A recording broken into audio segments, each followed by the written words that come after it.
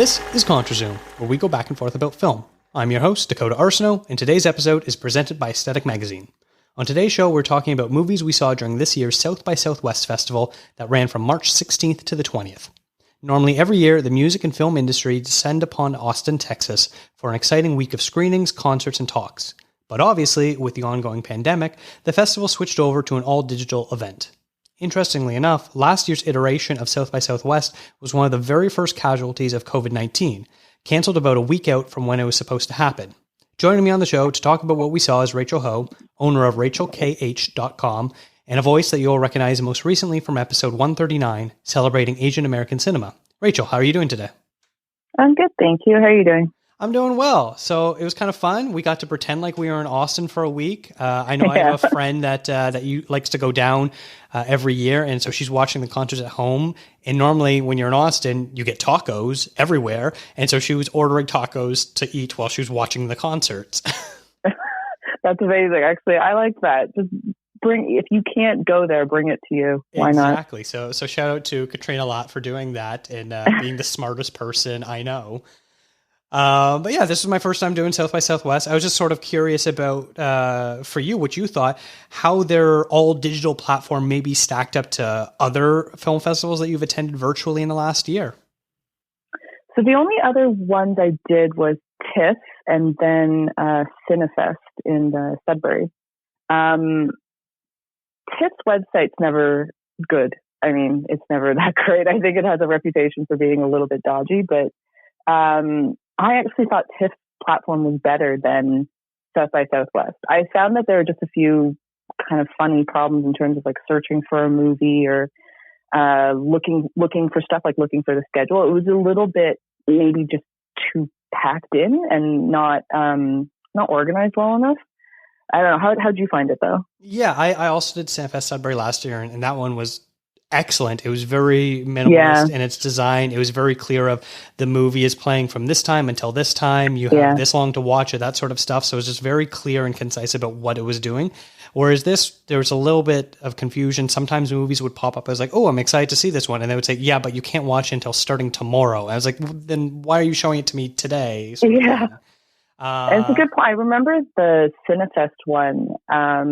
If there was something that wasn't available outside of Canada or outside of even Ontario, like I think that there were some things that were geo-blocked by province. Mm-hmm. It stated really explicitly, like right there, that it's only going to be aired here, like in this region.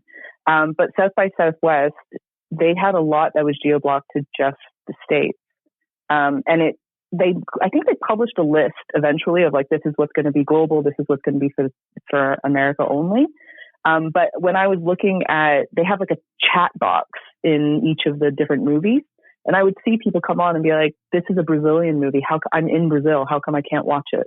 And everyone's like, well, it's American only. So it would have been nice if they made that even more clear. Like I know it was written somewhere that was, but there were a lot of people who seemed to be really confused by the fact that, you know, things were geo-blocked. And it would kind of suck if you bought like a pass ahead of time, not realizing that a lot of movies weren't available to you, which I think happened to quite a few people. I think that happened at TIFF as well. I remember seeing on Reddit, people didn't realize that it was going to be geo-blocked to Canada.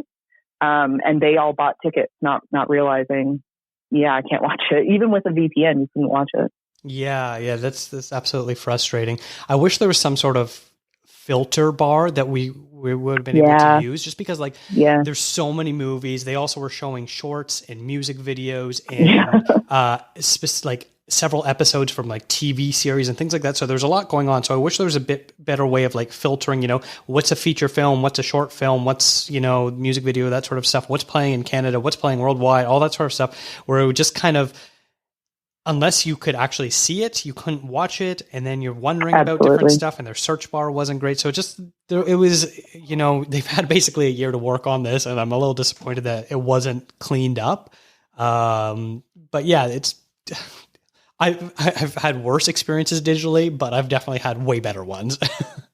Yeah, and you're right. Like they've had a year. They knew that it was going to come to this. Like I don't think anybody figured it was going to, especially after TIFF had gone. Sundance, I think they did it digitally as well, didn't they? Like they were just at the end of January. Mm-hmm. So I think like they knew it was going to happen, that they were going to have to go online. And you're right. Why not? I can't imagine it. Not that to say it's not difficult, but I feel like you can hire some good people to do it. And South by Southwest isn't a small platform. Like Cinefest Sudbury, that's small. And you're right. They did it perfectly. Like I actually really like they probably had the best one because it was just really simple. Yeah. And maybe that's what it is. I think maybe South by Southwest just overthought it a little bit and tried to get a little bit too fancy. Yeah. They probably had bigger issues considering that they have to platform everything, and worrying about how to filter and have clear labels was maybe a little secondary. But it's important though. I mean, especially if your entire festival is going to be online, like you have to make it easy for the people who spent. I remember what I think the pass is like a couple $100. Like it's not cheap. So, you kind of expect, okay, if I'm going to spend that much. And when they were selling the tickets, like the geo-block thing is a bit of a pet peeve of mine, because I just think that even TIFF, like they should be really clear about the fact that if you don't live in whatever region, the States or Canada or wherever it is, you can't watch it. So tell them that before you buy a pass or you buy tickets. Otherwise, that's a bit like you're bordering on like misrepresentation there, especially because I don't think we were able to do a refund. I know TIFF, you couldn't do a refund. Wow. After a certain period of time. So people were, I think, just trying to give their tickets away because they thought, well, I have it now. Like, what am I supposed to do with this? Jeez. And I think that's a bit like that needs to get worked on, because it wasn't like it was a shock that this was going to have to be digital. So if they knew that there was going to have to be some geo blocks, that's fine. I understand that, but at least make it clear for people when they're buying tickets so that they know what they're buying. Yeah, especially since I think as film festivals move forward and, things reopen, people are vaccinated and the health issues get under control, I don't think that festivals are going to do away with an online platform. I think this gives them an avenue to be able to sell more tickets and things like that. Obviously, there are certain things, we look on the platform for South by Southwest, and it would say only a certain amount of spots are available, so you had to reserve it basically, which is fine. Unfortunately, distributors supersede what the festival wants to do. I know TIFF was the same problem where a lot of people were frustrated where some of the bigger films would only have like one screening and only X amount of people were able to watch it at the time. And, it's tough, it's frustrating, but that's stuff that we can't control. We can't fight it. We can't complain about it. That's distributors deciding how they want their movies to be seen. Sometimes it even goes above distributors as well, and the money that's involved. But it being more clearly laid out, that would be great. Also, I think the other, if I was to complain, one more thing about South by Southwest, not for me, but this idea of viewers were not able to buy individual tickets. You could only buy an entire festival pass. So I was seeing people like, hey, I'd love to watch this movie, except for it cost me $500 to watch it. I'm not spending that much to watch one movie. And so it's funny, my complaint for TIFF was the opposite, which was, why don't they just give you a pass? Like, why weren't they just selling a pass? But you're absolutely right. Like, why commit to one or the other, really? Like, Cinefest, funny enough, the small little Sudbury Film Festival, they had both individual tickets plus a pass that you could purchase. And again, I don't think that's a pricing thing. Like, I don't think it's that tough to do. And I completely agree with you. I think that film festivals are going to have some sort of digital arm going forward. I don't know what that's going to look like, but I don't think that they're just going to abandon it completely. And it would be really nice. Like, you're right. You can't really, you can complain, but nothing's going to happen in terms of the geo-block stuff and from the studios or from the distributors. But it would be really nice of them if they could like ease up a little bit on it. Specifically, for instance, if there's a Canadian movie showing in South by Southwest, it would be nice if they would just let at least Canada have access to it, or like I was talking about the Brazilian movie, if you could open it up to people in Brazil. I think that would be nice. But it's your country's film creator, why not give them some access as well? But I completely agree about the pass to the single ticket thing. I think have both, and they can make more money that way anyways too, I think, because you'll have people who are willing to do single ticket or like bunch it, like you can buy 5 tickets and cost this much money, whatever. I don't know. We should basically run a film festival is what we're trying to say here. I would love to. I think we've complained enough. I think we should talk about the things we liked. We ended up seeing, between the two of us, 6 movies. And I got to say, from what I saw, I enjoyed everything that I saw. There was a ton that I wanted to see, obviously, where the way things were only screening at certain times and only available for a few days at a time meant it was difficult to watch everything that I would have loved to have seen. But from what I saw, I was very happy with what their selection was. Same. I actually wasn't too familiar with South by Southwest in terms of what their offerings were, just simply because I've never gone to Austin, Texas to watch it, so I kind of ignored it. I knew it existed, of course, but I didn't know what kinds of movies they go for, because I know each festival kind of has like a thing that they like to do. So there were obviously a lot of music leaning. I know you watched one of the documentaries that was about a musician, and I know Demi Lovato had something come out and things like that. But I was really happy with it. It's like a lot of quirky stuff, which I really enjoyed. And yeah, same with you. I pretty much enjoyed everything that I watched. Nice. Okay. Well, then let's get into the first thing. You watched a few movies that I didn't see. So what's the first one that you watched that you want to talk about? Let's go with Islands. So Islands is actually made by a Canadian director. His name is Martin Edgerlin. And he's a Filipino Canadian. His parents are immigrants from the Philippines. And he wrote a movie. He wrote and directed this movie, and it's about a middle-aged man named Joshua who's been living at home. Kind of life has passed him by a little bit. Unfortunately, this isn't a spoiler. They put this in the trailer. His mother passes away, and the story is about him and his father trying to, I guess, come to terms with what had happened. And then his father's health starts to decline as well, and so a caregiver, his cousin, steps into the picture, and she helps out in their family. I really like this movie. I thought it was just such a sweet film, and all the actors were, for the most part, first-time actors. They might have done kind of some small things in high school or like kind of little short films and things like that. But for the most part, everybody was. This was their big kind of first-time feature at the same time. So Martin Edgerlin, he's Canadian, as I said, and he had released a short film maybe a couple of years ago that won at the Canadian Screen Awards for the best short of the year. And I was watching some interviews with him, and I thought it was really cool because he was saying that one of the inspirations he drew from was actually Roma, the Alfonso Cuarón movie, and it's this idea of kind of looking back at your childhood. And he said that he was inspired by this idea of, it's not autobiographical, but it was his parents were retiring, and he was starting to think about, okay, well, I have to take care of my parents, but I also have my own life, and kind of that balance and how to go forward with that. So I really enjoyed it. It's not, there is a big kind of idea of it's an immigrant story. And there's a lot of different nods to kind of Filipino culture. I'm not Filipino myself, but I grew up with a lot of Filipinos, and I had a lot of Filipino friends.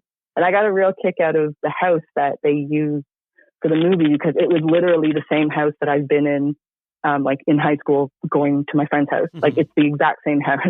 Just like little details of, there's a lot of Jesus statues and pictures around the place. I remember actually being really scared by one once because I didn't know it was there. And just the type of furniture that they have, the way that they eat, like the types of foods that they eat. And it was this idea of, it's very familiar, that house. And in a lot of interviews that Martin has done, he talked about that. Just this idea of, we talk about representation a lot these days, especially in film. And he was just saying it's little things. It's not like shoving Filipino culture in your face. It's just, this is what their house would look like, of a couple who came from the Philippines and settled in Canada. And I love that. But it's ultimately, it's a story about, a man who, he's very shy and he's very introverted, and he's not lazy. He's not a deadbeat. Like, I think there's a bit of a negative connotation when you still live at home when you're 40, 50 years old. It's like, what happened to you? Like, what's wrong with your life? Like, why are you still living here? But he has a job, he works. It's just, he never got married. He never, had children, his own family. And so I really loved it. I thought it was, it's not a perfect movie, but I just thought it was such a sweet movie. And, there's also a through line of the cousin who's the caregiver, who works as a caregiver. And her backstory was that she was a caregiver in Kuwait before she came to Canada. And there's this really wonderful scene in there of her telling Joshua, who's the main character, about her experience working in Kuwait. And it's not good. Like, there's, abuse and sexual assault and a lot of those stories. And that's not a unique thing. That's not dramatized. It's a real problem. The way that not just Filipino caregivers, it just happens that a lot of them are Filipino. The way that they're treated across the Middle East, across Asia, and it really is a real problem. And I love that Martin included that, because he didn't have to. It didn't, not to say it didn't add to the movie, but it wasn't necessary for the plot. But I thought that by adding it in there in this story, it was ingenious, because it really gives a bit of voice to something that I don't think a lot of people know about outside of Asia, like outside of maybe even the Philippines. Like, I don't know how many people are aware of it. Yeah, it's definitely something that that really goes under the radar. You hear about it every once in a while, especially like I remember hearing stories about that with like the World Cup stadium being built in Qatar, where there would be talking about importing house workers, like domestic workers and things like that from different Asian countries and stuff like that to work in there, and the different trafficking that was happening. So it is a very real problem that unfortunately gets very overlooked in the media, unfortunately. Do you think this is the type of movie, because it's a Canadian film, I hope that it maybe starts playing this, I believe this was the world premiere.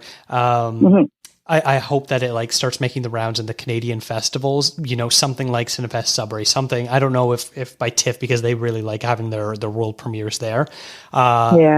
In the different smaller festivals in Canada, and hopefully it can kind of grow and build an audience. Do you think that there is an audience for this movie? Absolutely. I think so. And, I that same interview that I was watching with the director, he was saying that he was looking to, just do the film circuit this year. Especially because it's all digital, so it's and not easier, but for him it's slightly more manageable, I suppose, because you can just go to as many as you can from your living room. But I think there is I mentioned a little bit about representation, and I think a lot of times we're kind of thrown under this banner of Asian representation, and that's obviously been in the news a lot lately. But I think it's important to understand, Asia is a massive continent, and within that, there's a lot of different cultures and religions, countries, languages that are being spoken within kind of one umbrella that we all kind of get put under. And Filipino culture definitely hasn't been in the spotlight as much. And for whatever reason, I mean, maybe it's just there's not as many of them. I don't know. I'm not even going to try to guess why, but I think that there definitely is an audience for, and I'm not just to say this is for Filipino people either, but I just know they're a very proud culture, and the second that something is Filipino, they're all over it. Like when Manny Pacquiao was fighting, it was a really big deal. And so I know that, and like all my Filipino friends, I told them all about this. It's like, guys, there's this movie out, you guys should go watch it whenever it comes out. But it's not just for Filipinos. I think that there's a great story in there about, I love the story of Joshua just because he is this shy person, this very introverted person. And I think that's a lot of people who can see themselves in him, where it's not that you're a loser. It's not that you're, lazy, a deadbeat. It's just, you're just not that kind of person. And I think that he actually even says that in the, one of the scenes. He says, I'm not that guy. Like, I'm not the person that goes out and hits on girls and, goes dates a lot, stuff like that's not me.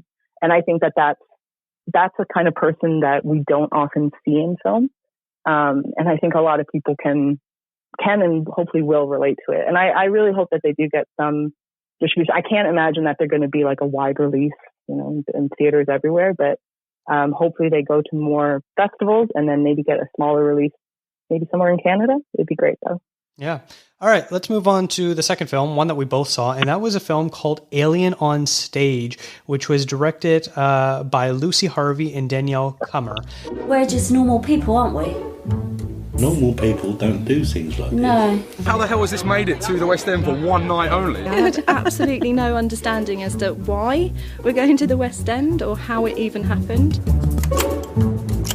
I can just about see.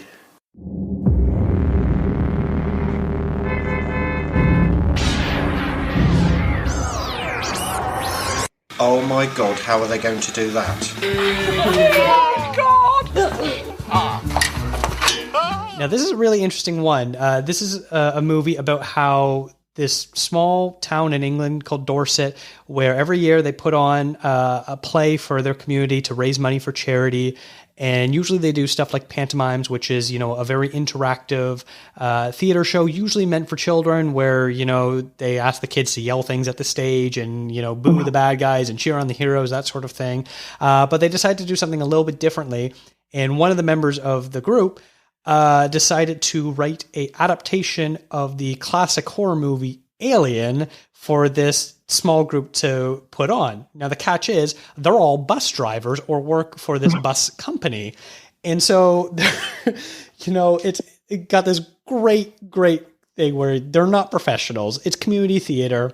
They're doing the best that they can. They're working on almost no budget at all, only to whatever money they make to reinvest it into whatever their charity is. They weren't very clear on what that charity is.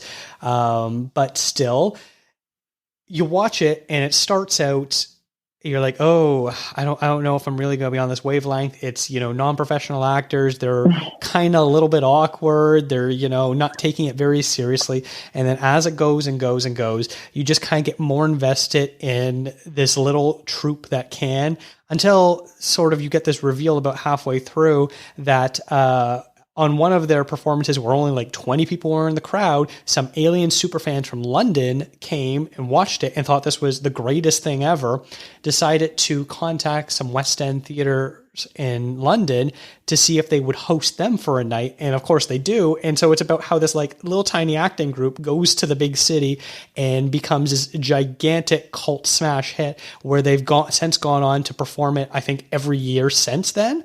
And it just like kind of blows you away. This movie doesn't do anything really fancy with the way the story is told. There's no real tricks to the documentary, nothing like that. It's a pretty straightforward, people talking to the camera and then fly on the wall sort of approach. But you just really fall in love with who these people are and the fact that them trying so hard is what makes it so enjoyable. Have you seen the original Alien? I'm sort of curious about what your reaction to this movie was. I have seen Alien. I haven't seen it in a really long time. I watched it, I don't know, I was a kid when I first saw Alien. I think probably a bit too young to watch it, but I did like it. I know that there are some massive Alien fans out there, and I like the movie. I don't think I would consider myself one of those like diehard Alien people. But I love this documentary too. I like, for everything that you said about it, I think that it, I said this on my review of it. This is the kind of movie a film that I want to see when I go to a film festival, because it's really offbeat, quirky. It's about the most random thing in the world. Like, it's not anything that's, a lot of times when you watch documentaries or films, it's like it's always like very heartwarming and very moving, and it's an emotional thing. But this was just the most random thing. It's just a group of bus drivers in Dorset who love acting. They're community actors. They do this as like a side gig, and they just happen to get an opportunity of a lifetime to go and perform in the West End of London, Leicester Square Theatre, no less. Like, it's amazing. And the fact too that, this documentary got started from, they raised funds through a Kickstarter. They raised £10,000 to make this movie or to make this documentary. And I just think I love the story that's being told within the documentary, but I love the idea of how the documentary even came to be. Like, it was just two fans of Alien who happened to see this play, and they just went with it. And I absolutely love it. Like, it's so endearing. And it just puts a really big smile on your face, I think. It sort of falls into this category of fan adaptations that are a little bit different than the original. You know, I'm thinking of two movies in particular, Son of Rambo and Raiders of the Lost Ark, the adaptation, where it's people that are just really in love with the source material and they're doing it as homage. You know, it's clearly low budget, low quality, but their passion brings it through in elements that are normally, you know, either scary or super serious. It's usually played up a little bit for laughs. And then I also think of maybe other things as far as stage adaptation, stuff like the Evil Dead musical, or even, you know, Rocky Horror Picture Show, which I know predates the original movie, but this sort of idea where elements of genre are played up more. And that's where, you know, you see the real love and appreciation and the comedy really comes from.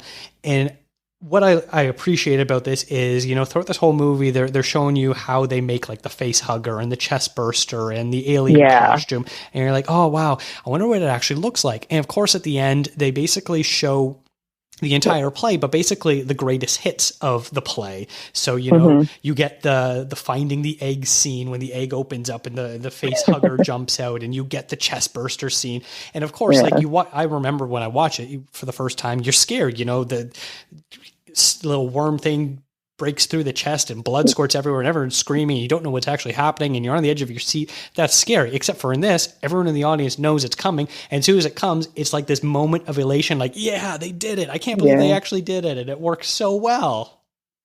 You're right. This idea of like fan passion, you know, it's amazing. And I actually thought it was really interesting. I had, was reading an interview, I think it was on Twin Geeks, and the two directors were saying that when they first went to go watch it, it wasn't played for comedy. Like they didn't actually think of it in a comedic way. They took it really seriously. And you can tell that from the crew, like when they're talking about creating the different special effects, and that they're so, it's very craft for them, right? Like they're taking it really, really seriously. And it was only after that they could see the audience's reaction that they started to see the humor in it a little bit more.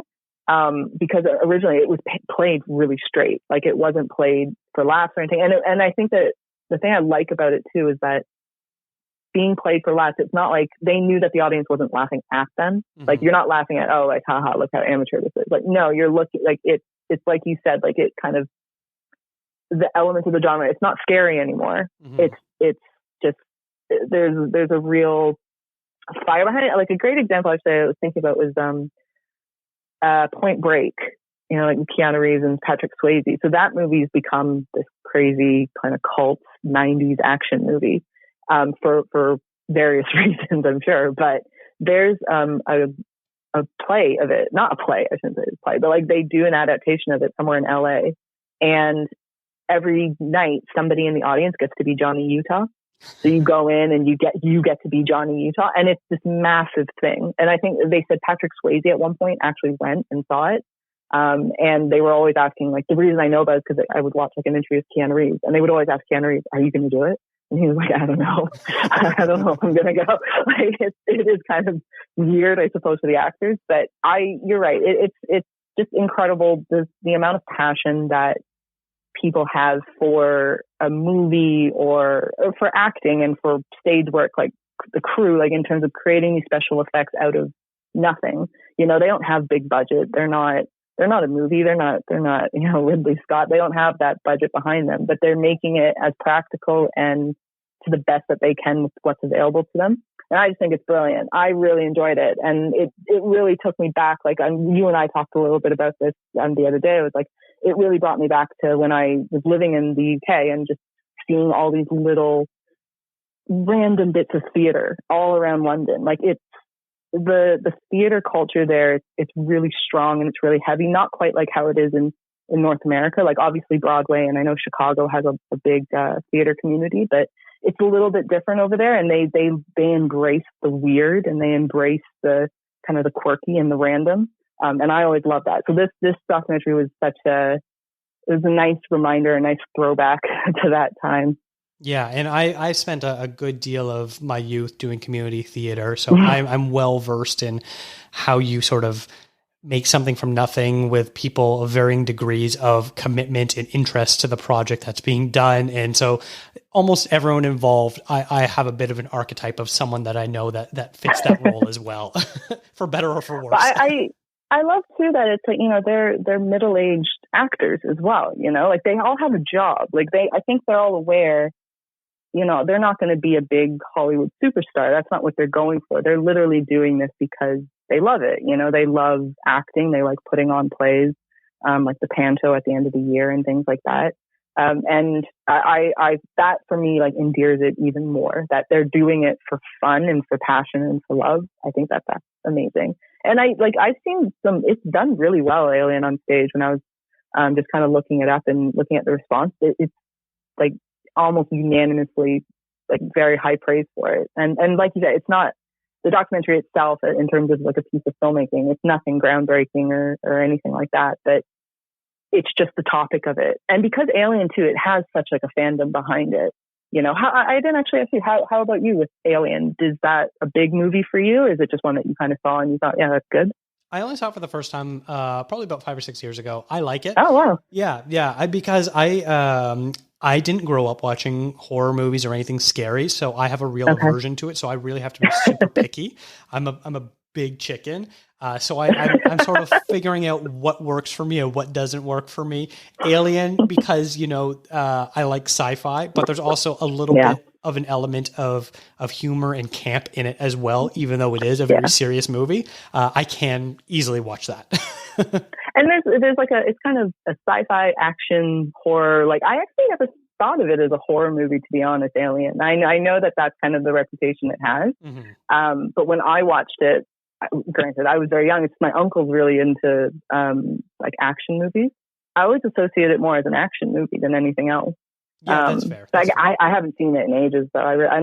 This actually has made me be like, I kind of want to watch it again, just to revisit it a little bit and remember the good times of it. Is there any movie that, if you were to do a play, like you said, you did community theater and things like that, is there a movie that you love so much that you would be like, I want to do like stage a play on this, just out of sheer passion for a movie? Oh, geez. Oh, I don't know that you're putting me on the spot here. I do remember weirdly enough when I was like super young, like I must have been under 10 years old. I thought about like remaking the original Star Wars and like, where could I film it, and who in my classmate would play who would be Luke and who would be Leia and all this sort of stuff. And like, there's like a forest ravine that could be, the outdoor scenes and that sort of stuff. So I do remember thinking about that. I have no idea why, but for the longest time, that was always just like a little idea that I would play with in my head, where like I'd be outside, be like, oh, this would be a good spot to recreate this scene.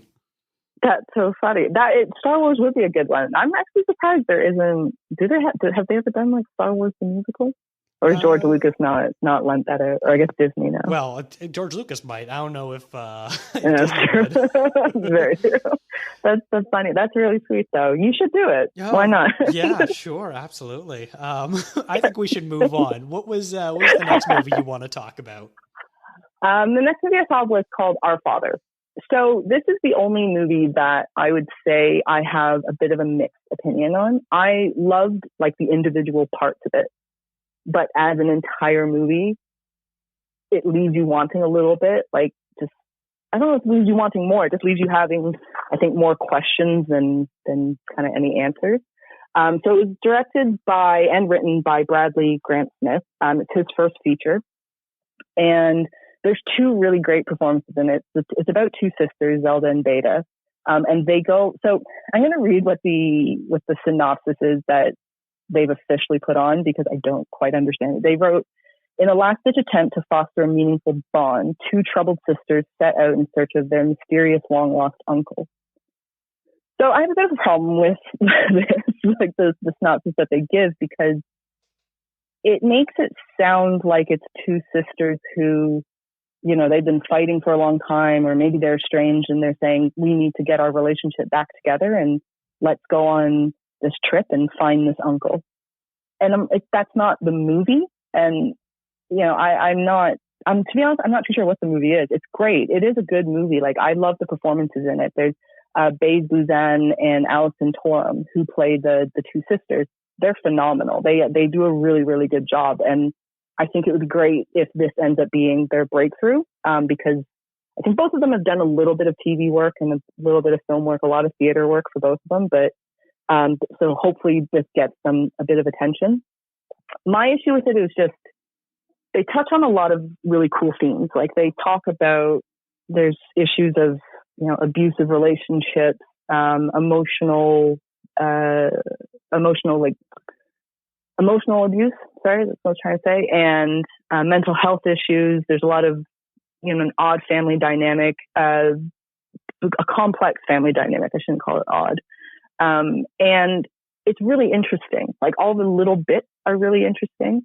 But when you put them all together, it just feels like, you know, Smith, the director, just kind of brushes all of them, but never actually goes into any of them. You know, the idea of why they're looking for this long lost uncle is because their father has passed away, has committed suicide. And he's named in the will, but they're all saying, well, you know, we don't know where he is. He disappeared 30 years ago.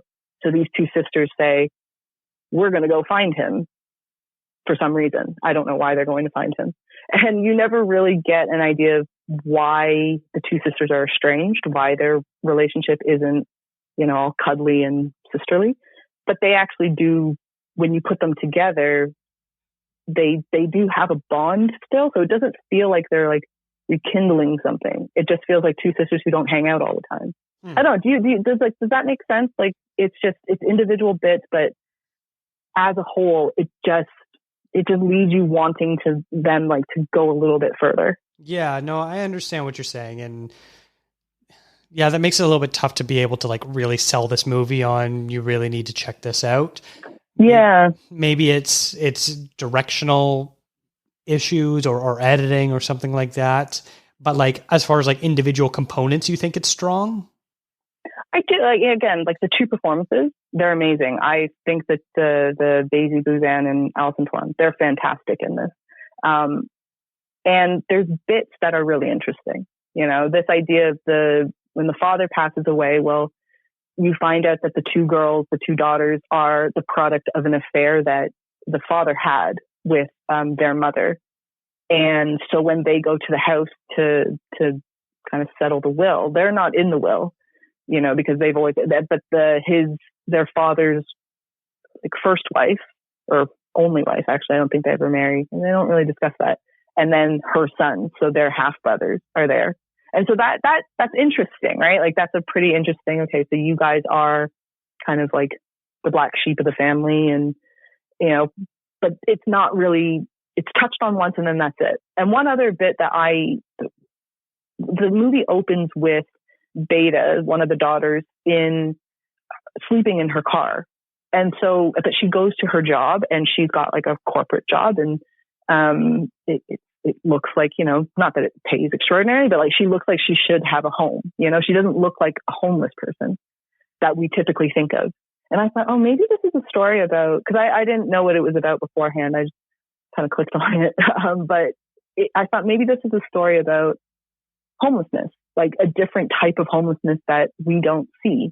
And it ends up not being about that at all, you know? And so maybe that's my fault. That's just like setting up expectations that me creating expectations within the movie.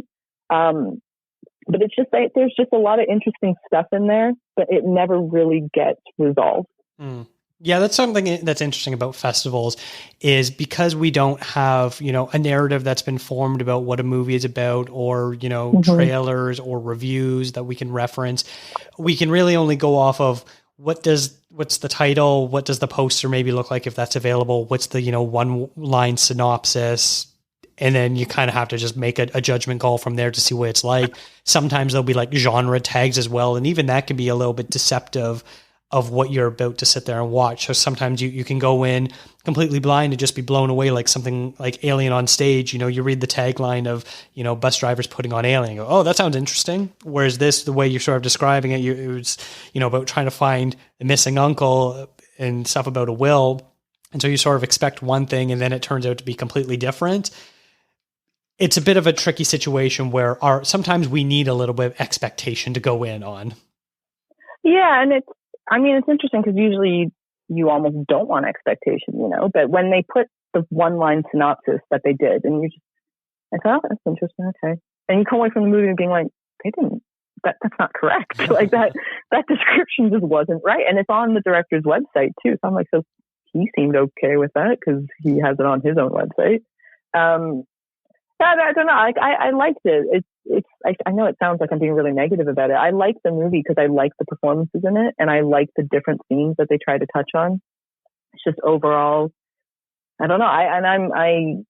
I thought maybe I was being a little bit harsh, so I did look at some other reviews and things, and most people kind of had the same thought. They just thought it's a good movie, but it's just not there. Like, you know, you kind of have one step, you just need another step forward. Yeah, and you're right. It is tough to recommend based on that because I don't know who the audience is for that, other than, I don't know, people who like indie movies. Maybe who just watch every indie movie that you possibly can watch. And it's funny you mentioned the poster because the poster I was looking at doesn't say anything about the movie. Like it's their two faces broken. And I was like, okay. I don't know. It's a tough sell, but I like it, and I think that the director, it would be a director to watch. Like I actually think that it would be, I'm curious to see what he does next. I'm very curious to see what the two actresses get to do next because I think they're wonderful in it. But just as a movie on its own, it's a bit lukewarm, and you just kind of wish there was more, which is, I guess, a good thing. Like you'd rather wish there was more than be like, I didn't need to see any of that. Like that was a waste of my time. Like I didn't find it a waste of my time. I just thought there could be more. It could be greater. Like that's the thing. I think maybe that's what it is. That's fair. All right, the next movie that we want to talk about is one that I saw, and it's called Disintegration Loops, which was directed by David Wexler. Disintegration Loops in 2001, 2002 was just basically like what all the artists were listening to. This is music that's influencing new music being made. I didn't know what it was or anything. I was just getting something out of the airwaves, trying to make something from nothing, you know. Music that arrives in certain moments gathers a weight from that moment. It's not easy as an artist to connect your work to tragedy because, you know, you run the risk of saying, I'm turning something tragic into an aesthetic experience. I don't know if anyone is familiar with the ambient musician William Basinski, but he's someone I love indie music, and I occasionally dive into ambient music, especially it's great where, you know, I talk about in my past, I would do community theater, listening to ambient music or some like vocalist jazz to be able to help enhance my focus when I'm learning my lines and stuff like that. Or if I have to do work that way, I can kind of just sort of slip into it. So I do enjoy ambient music to listen to relax and for things like focusing. And so I was familiar with William Basinski, and this is a documentary about his seminal album, also called Disintegration Loops, which I didn't actually know a ton about it, but it was made as a bit of an elegy for 9/11. William Basinski was living in New York at the time, and I wouldn't call him strictly a musician. He's an artist per se. So whatever, you know, shape his music takes, it's not necessarily to make whatever is going to be the next hot club track or something like that. It's because there's a purpose behind it. There's a real art intention behind it. And so what he does is with his music, he collects music or sounds that he hears.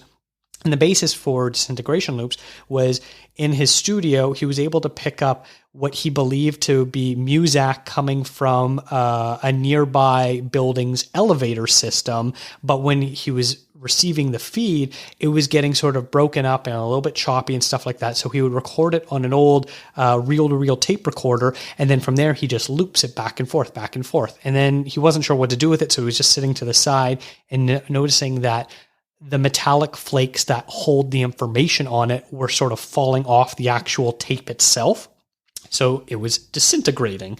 And then when he would play it back, he found it very interesting. And as he's kind of like unlocking this potential for it, that's when 9/11 happened. And he already found that his music had a bit of a I don't want to quite say melancholy nature to it, but there is definitely something about how you're losing pieces of the information. Is it still whole? Playing with that sort of concept. And he's sitting on his rooftop watching the towers go down in shock and realizing that the music that he's creating is basically how he feels while he's watching this sort of sadness, incompleteness, the removal of something that's a part of a larger picture, all this sort of thing. And so it sort of, goes back and forth between him talking about the creation of it with how things are going for him today. So it's all filmed over Zoom interviews, which obviously there's limitations to that. And we see the quality of the actual filmmaking go down because Zoom conference calls can only be so good. As we all probably have learned from having to do a million Zoom calls, either through work or through family or through friends, things like that. But it's just this really beautiful meditation on his music. And slowly, after the release of that came out, it slowly started to build up and grow a bit of a cult following. And then about 10 years after it came out, he decided to do this massive physical release of it. It was never released physically. And so I think he made like 7 or 8 different versions of his loops. And so it was this like giant 9 LP set with this big, huge, thick book of photographs, especially photographs of 9/11, and packaged together in this giant box set where I think it weighed something like over 20 pounds.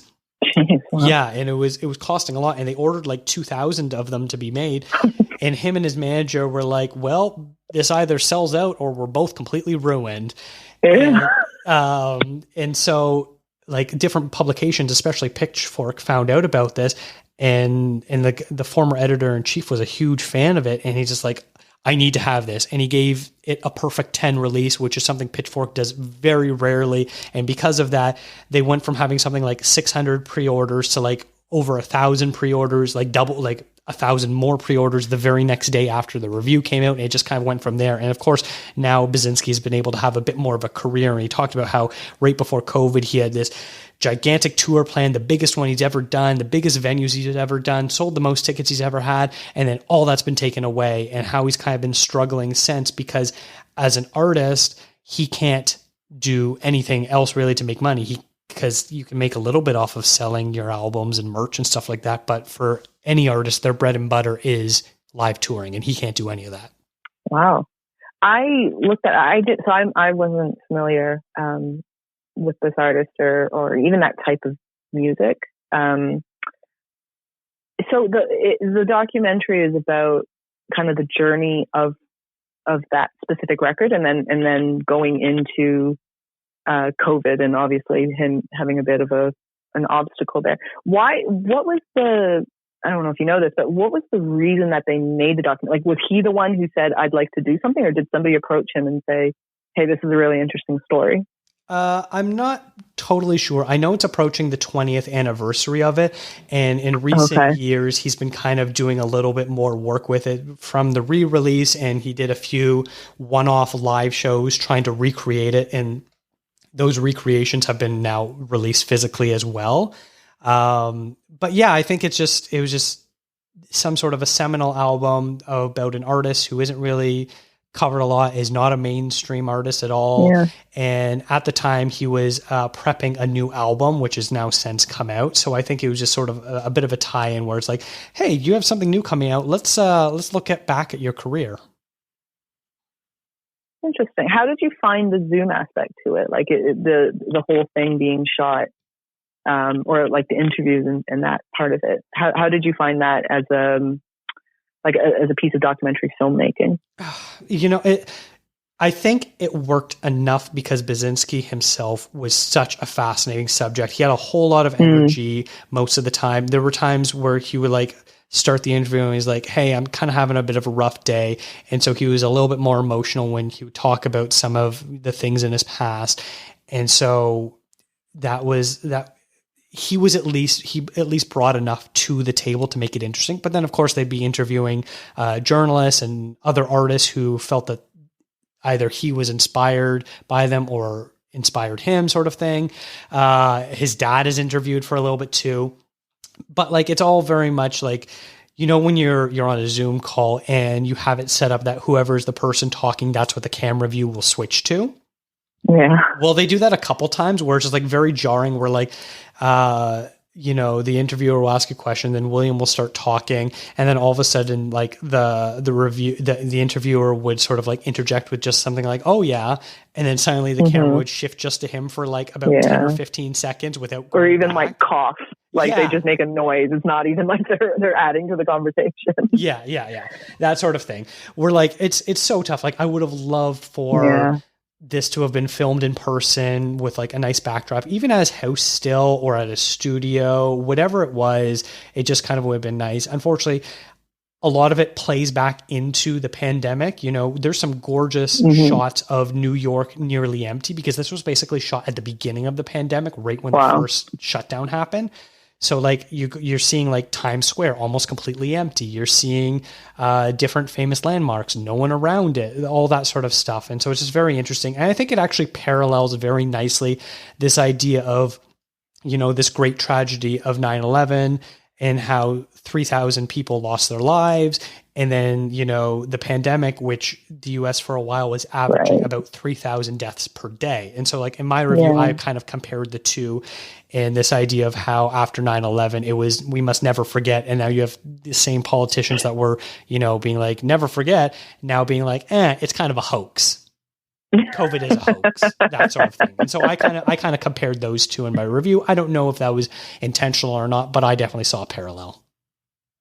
I think it's great, especially like you said, you know, musicians, they need to go on tour. That's where they're going to get most, if not all, of their income from. And I think even though he had obviously a massive roadblock and wasn't able to go on tour, I mean, hopefully he can go whenever all this is said and done.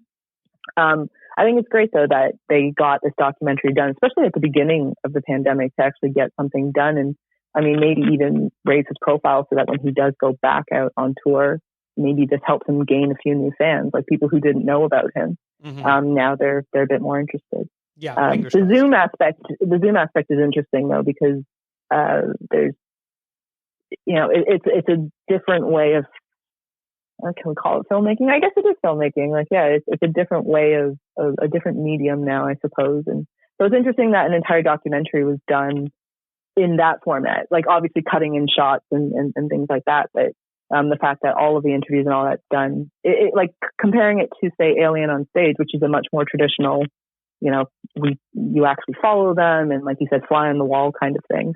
So that's actually really interesting to compare the two as just documentaries. The next one I want to talk about is called Woodlands Dark and Days Bewitched, a history of folk horror. This was a massive film that was almost 3.5 hours. I think it was like 3 hours and 15 minutes or something like that. It was directed by Kira Janess. I hope I said that correctly. I would almost say this is a course syllabus of a film and not like an entertainment documentary. And I think because they take this approach to be so academic, it actually works so much more in their favor. And I was just utterly engrossed with it. 100%. It's actually interesting now when I'm looking at, we're talking about, you know, 3 different documentaries here.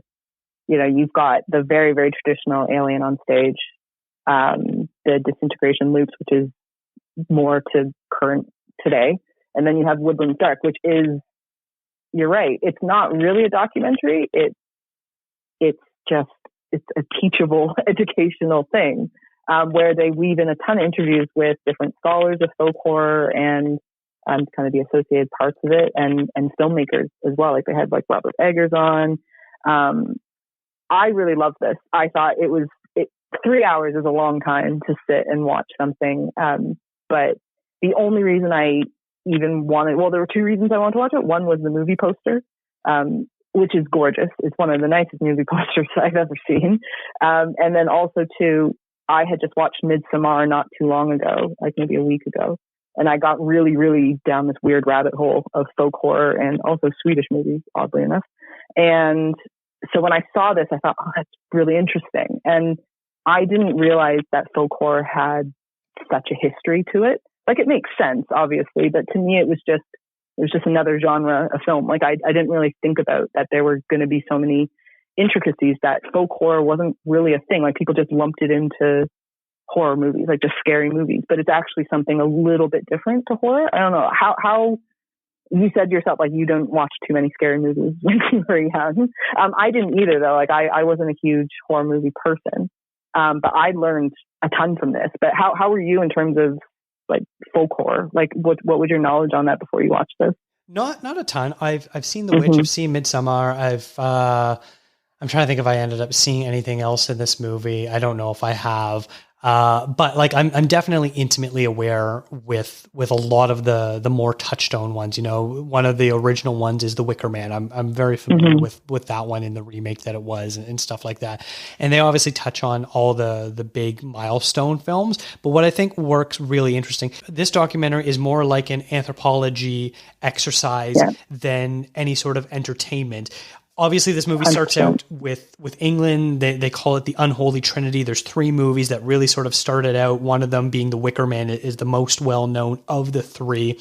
And sort of talk about how these 3 movies were made completely on their own, but somehow each were sort of touching on similar themes and styles. And because of that can kind of be grouped together as folk horror. And then from there, how that sort of became a bit of a genre in England. And then it sort of spread to the US where they were sort of dealing with very similar issues, specifically the New England horror, Salem witch trial, that sort of stuff. And then it was kind of looking at from where did that influence go to the rest of the world. But then as they're realizing that they're kind of crossing each of these borders, that it's presented to us that, oh, this is a straight line. This is pagan English culture. This is Salem witch trials. This is world cinema being inspired by these two, except for that we realize it's not a straight line, much like you would expect in something like a folk horror. It is a very scraggly tree that branches out in every different direction, and every single culture, whether or not they knew it or not, were having their own versions of folk horror itself. And as soon as you start to try to describe what folk horror is, the further you get in the different branches you get, it becomes a little bit more esoteric from there, and harder to really pin down how does movie XYZ relate to movie ABC, and that becomes a little bit tricky, but there's still some sort of a connective tissue nonetheless, even if the way we originally thought that folk horror started may no longer be there.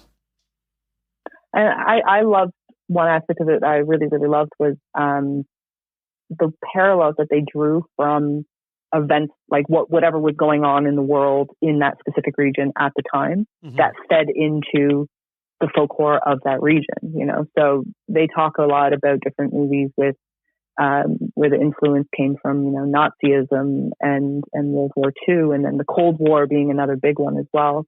The part of the documentary I thought was fascinating was, you know, the world cinema aspect that you were talking about, that around the world, you know, there's just so many different mythologies and fairy tales, right? Like every culture has them, and taking this rather, I don't want to say evil, but like a kind of a demonic kind of horror look at it.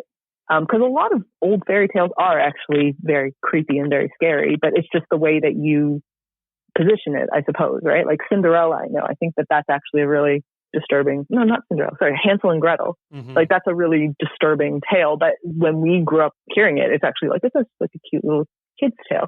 So it's just about the way that you tell it. And I thought it was just so interesting when you look at around the world, how, you know, South America, you know, in Spanish culture, how do they present the same story? And there was one, well, I wish I could remember the name of it now, but there was one, a couple movies that they said it's basically the same story that's being told, but once it was being told in Brazil, and then the other it was being told in Spain, and it's the same thing. It's just two different perspectives on it. And I love, you know, that they touched on some ones in Asia as well, Southeast Asia, like Thailand and Laos and things like that, because they have quite a rich history too of what I think typically would be described as a ghost story, but it's not really a ghost story.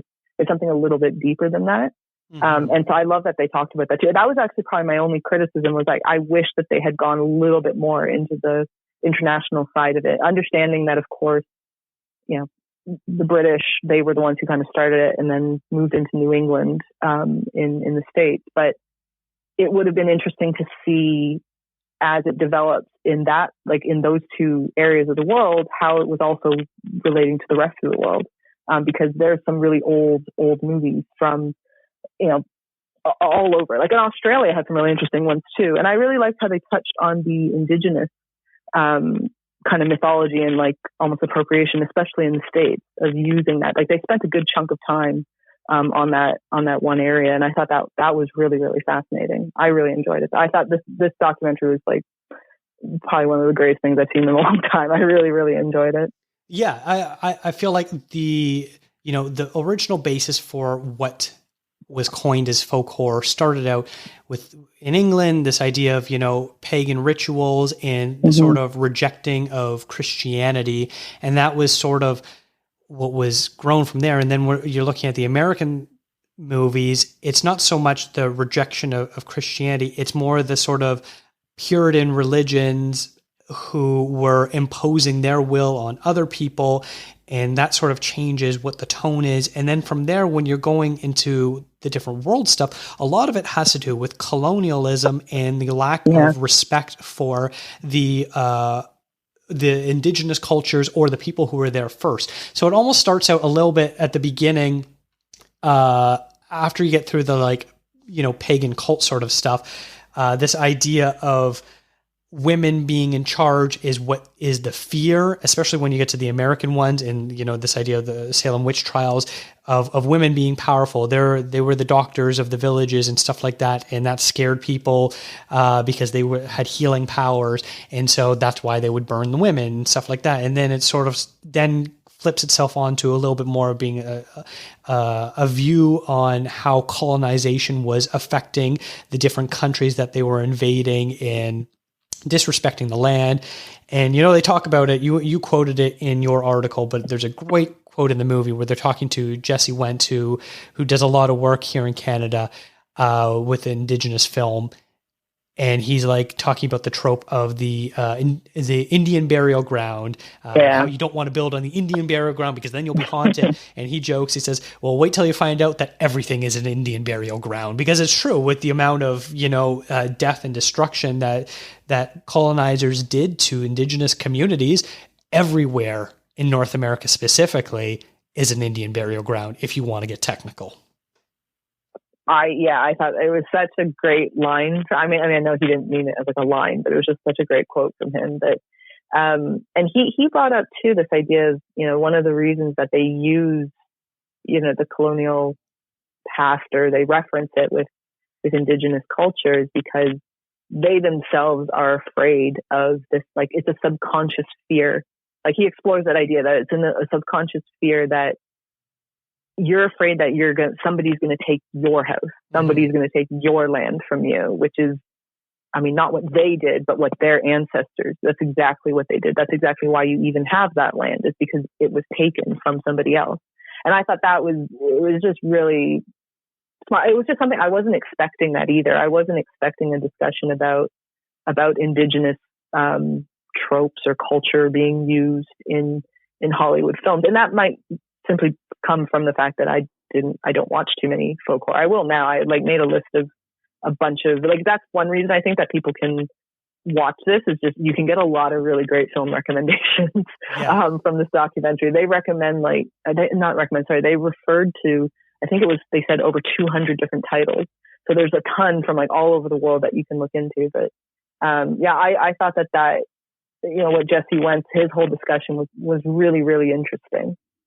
Especially, I think, in the guise of what we are talking about these days, about, where people are a bit more in tune of this idea of appropriation and representation, even, and the fact that they're not the ones that are being able to tell folklore from their perspective, from indigenous perspective. This is coming from, white filmmakers who are reading their folklore and being like, we're going to use it. So maybe, hopefully, down the line, we can get more from indigenous filmmakers, and we can get their perspective on what the folk horror actually is to them. Mm-hmm. One thing I do want to know, I think the last thing is David Ehrlich, a critic from IndieWire, on his review says, you get the sense that Janess wouldn't be too upset if you kept pausing her documentary in order to log titles into the letterbox list you have open in another tab, which is absolutely true. I definitely paused it a couple times to add movies to my list. And I saw in your review, you made a list of ones you wanted to watch. I'm not going to recommend this movie to everyone. If you're just looking for a history of horror movies, this is not going to be for you. If you really want to learn some really fascinating stuff, I would say probably if there's 100 movies mentioned in here, I probably didn't know 90 of them, if that. This is really going to be, if you want to learn your stuff and have a deeper dive into historical context of a lot of things that were going on around the world. And even then, I wouldn't be surprised if a lot of the movies that they mentioned, you can't even easily access. So I was looking for one of the ones that is part of the Unholy Trinity. And now that it's the claw one. Oh, yeah. Satan's Claw. I think I was like, what's the claw one? I was looking at I couldn't find it anywhere. And then, like, it's not on any streaming platforms or anything like that. And but then I found it on YouTube. Like, somebody posted it up on YouTube in great quality as well, mind you. So I think that's awesome. But you're right. Like, there's going to be a ton of movies there that I don't know if you're going to be able to find them. But like, you know, hopefully now that you're aware of it, maybe there is somebody out there, because I think folklore is such a niche genre of film, and the people who love it really, really love it. I think that goes for all horror fans, actually. Yeah. I've always noticed that about people who love horror films. They love it. Like, they love it more than, like, okay, I like comedy, but I don't like comedy in the way that a horror film fan loves horror. Like, it's very different. Mm-hmm. And so maybe there's one of them out there who uploads kindly to YouTube, obviously not infringing on anyone's copyright, but it would be great if more of them could go up there, because there's some really interesting ones, like, especially some around the world, like ones that I don't think would have come around to us if it wasn't for this documentary. Because absolutely, and also I want to say, like, the Kira LaJeanisse, she's Canadian as well. She's from Vancouver. Yeah. Which I thought was really cool. I didn't realize that until I was looking it up. I was like, oh, she's Canadian. So South by Southwest actually, I think, had some healthy Canadian representation this year. Honestly, I feel this could be an entire semester of an elective for, like, a film studies program. 100%. Where you watch about a half an hour or so. It's divided up into chapters. If you watch a chapter and then, like, the homework is you have to watch 2 or 3 of the movies that are talked about in that chapter and have a discussion about it. I definitely could see this very easily being an entire syllabus. Absolutely. 100% agree with that. Like, I think what you said straight off the bat, it's not a documentary. Like, it's not what you think a documentary is. It's literally like a teaching tool. Mm-hmm. Like, it's an educational, like a piece of education that, you know, you're right. You can't recommend it to everybody. It's because it's really long, like 3 hours, but it's for people who are interested in this stuff. I think they'll really, really appreciate it. Yeah. All right, let's talk about the last movie. What was the last one you saw? So this is called Potato Dreams of America, and I have to say this is probably my favorite thing that I watched at South by Southwest. Like, I really, really, really love this movie. They kind of describe it as a coming-of-age movie about a young boy who's struggling with the idea of maybe he might be gay, but growing up in what was then the USSR, obviously incredibly conservative, he's frightened of these emotions and feelings that he's discovering in himself. And it's the story of him and his mother. So him is Potato. It's his nickname, not his actual name. It's the nickname his mother has given him. And he's called that throughout the whole movie, more or less. And his mother, Lena. And then it talks about them moving to the States as immigration into the States, where Lena is a mail order bride to an American who lives out in Washington State. So it's an autobiographical movie. Wes Hurley is the director and the writer. This is his story, basically. It's his story that he's telling.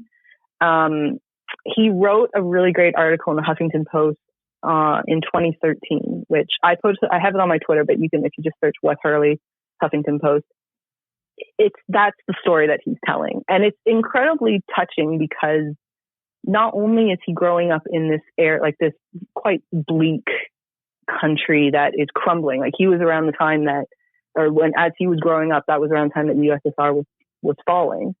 So things aren't great. You know, his life wasn't great, and it was tough for him and his family, and his father wasn't around. And And the story is just, it's told in two parts, the movie. You've got the first part, which is set in USSR. The second part is set in America. The first part is very fantastical, almost. It looks like a sitcom, like it looks like an American sitcom. And it's a bit jarring at first. When I started the movie, the Potato and Lena, the mother, the two actors are speaking in a very pure American accent. Like very, and not just an American accent, but like the ones that you hear on sitcoms. And you're just kind of like, I thought this was a movie set in USSR, that everybody's speaking in just like, they're just American. And it threw me a little bit at first, because I thought, oh, they're just doing that thing where they don't want people to read subtitles and all. We've talked about subtitles before, and I thought, oh, they're just doing that. But then as you keep going, you realize it's a part of it. You know, it's a part of the style that Wes Hurley chose for the first half of the movie, which is it's an American sitcom. It's being told, his childhood is being told through the lens of an American sitcom, and the colors and the way that it's filmed, it's very much so in keeping with that tone. And then the second half, when they immigrate to the States, it's much more grounded is a word I would use, but I don't know if it's the best word to use, but it's like it's much more real, I suppose. It's much more gritty, and they're shooting on location now when they come to America. Whereas in the first half, it's all done on the soundstage, and it's very obviously done on the soundstage. Like, it's not meant to look like it's real. It's just meant to look like a sitcom. And I found the story to be incredibly moving. His mother, Lena, she is an incredible woman. Like, I'm sure that they maybe took some liberties here and there in the movie, but the general thesis of the kind of woman that she is, like, I think the world would be a better place if we could all be more like Lena, because she's just so open and loving and not judgmental at all. There's a really great scene where Potato comes out to his mom and says, "Mom, I think I'm gay."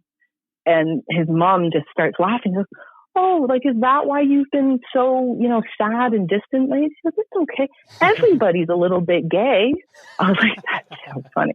I just thought it was funny. And especially because she's supposed to be this woman from USSR, Russian Orthodox. You would imagine her to be very, terrified to find out that her son is gay. Like, but she was just so, it's like, who cares? Like, that's who you are. And I'm so glad that you're able to share that. And it's just and then there's a line of the stepfather as well. And I don't want to give anything away, but, his stepfather is in the movie, and he has some skeletons of his own. When he decides to marry Lena, one of the reasons that he wanted to marry her was because he thought she would be such a strict Russian Orthodox woman, very conservative. And he spouts a lot of, conservative kind of bylines, homosexuality shouldn't be allowed. Like, why don't they say prayer in school anymore? Things like that. And then as his story comes out as well, it's pretty amazing. But it's such a great movie. I really hope, and I think it will, like, get some nice distribution and some good, into some, I don't know about theaters, but into just a wider release so that more people can see it. And all the performances are great. The dialogue's great. The way that he shot it, it's pretty stylistic. I'm half and half on stylistic over highly stylized movies. I think sometimes it can work. Sometimes it's a bit distracting from the film, but I think in this case, it really, really worked. Like, it elevated the themes that Wes Hurley was trying to put out there. And I can't say enough good things about this movie. Wow. Well, I regret not being able to catch that. It's incredible. And one thing too that I saw was somebody who tweeted about it mentioned that Wes Hurley had used a lot of references to a lot of other directors and 80s, 90s queer film. And I just thought, I didn't pick up on that at all, because that's not a genre that, unfortunately, I just never got into. And I thought, there's a world of cinema out there that I haven't explored and I don't know anything about.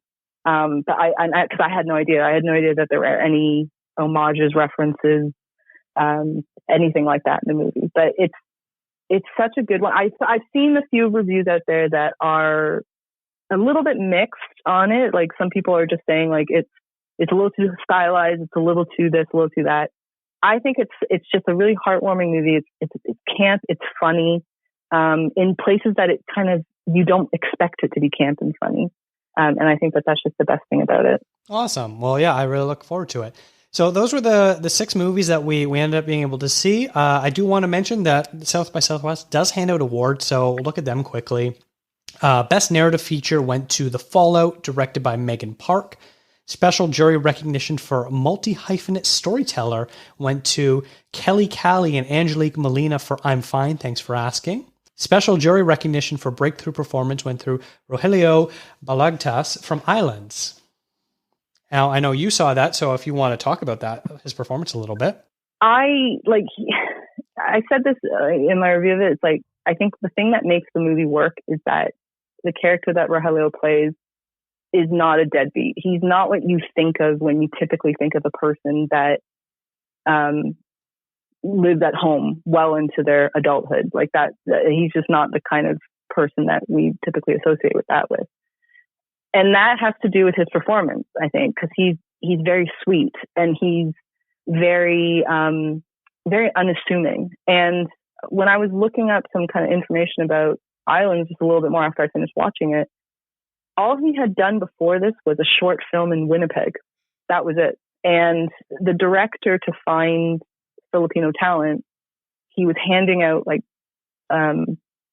flyers and things like that at Filipino grocery stores, events at churches and things like that, and posting up on Facebook. And then that's how he got in touch with Rogelio. And when Martin Ederlein talks about casting Rogelio, he's saying the reason he wanted him so much was because he was just this really sweet guy that you wouldn't have any kind of negative thoughts towards.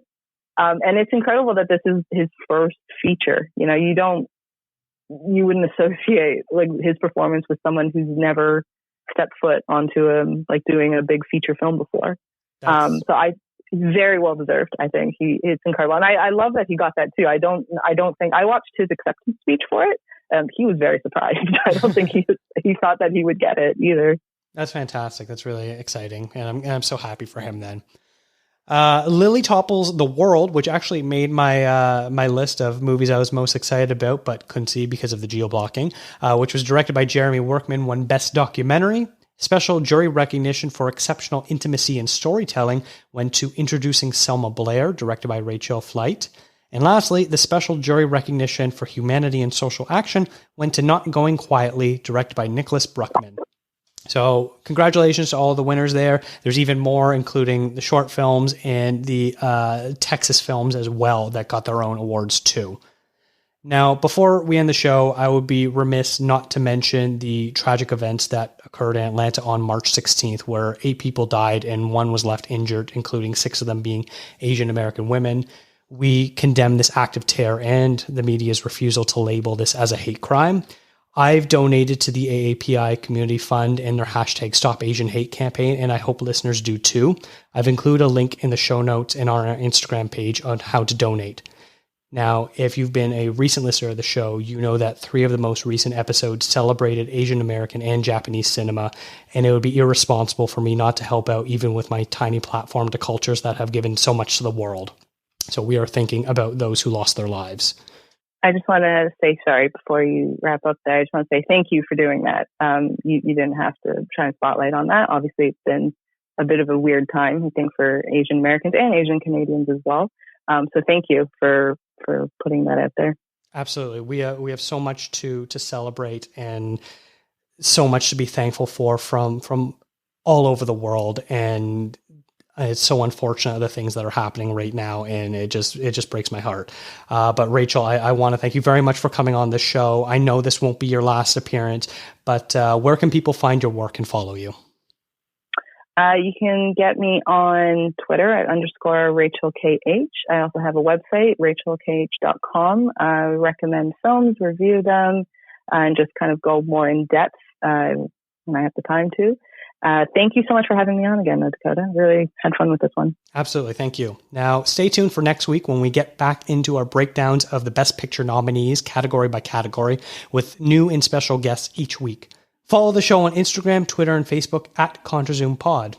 Send an email to contrazoompod@gmail.com if you saw anything from South by Southwest. Make sure to visit contrazoompod.com for all your CZP needs. Today's show is presented by Aesthetic Magazine. Thank you to Eric and Kevin Smale for the theme music and to Stephanie Pryor for the logo design. If you could rate and review the show wherever you listen to podcasts, it would be a huge help for us to grow and find new listeners. Thanks for listening.